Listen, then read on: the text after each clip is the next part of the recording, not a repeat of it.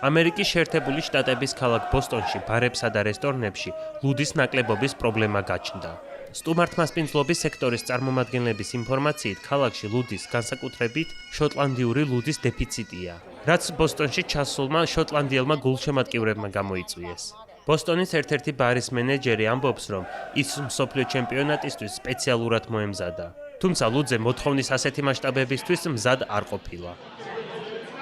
რეალურად არ ვიცოდით, როგორი მოლოდინები უნდა გქონდა. ვფიქრობდით, რომ ცოტა უფრო დატვირთული ვიქნებოდით, მაგრამ მას შემდეგ, რაც ისინი ჩამოვიდნენ, რეკორდული დღეები გქონდა, რაც ძალიან სასიხარულოა. ვიტყოდი, რომ ეს ყველაფერი ერთგვარი კონტროლირებადი ქაოსია.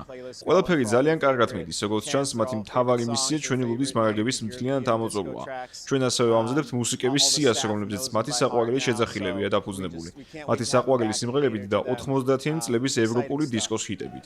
ბოსტონში შოტლანდიური ლუდის დეფიციტის პრობლემა მხოლოდ რამდენიმე ბარს არ ჰქონია.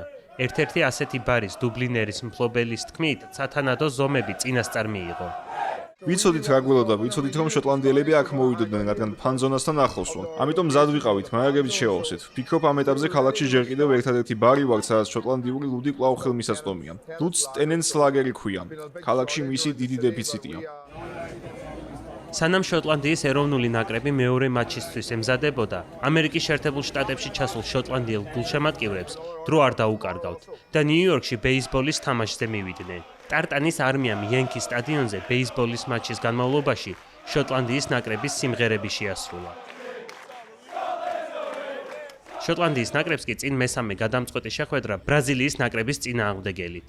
C ჯგუფში შოტლანდია 3 ქულით მესამე ადგილზე იმყოფება და პლეი-ოფში გასვლის შესანიშნავ შანსს ინარჩუნებს.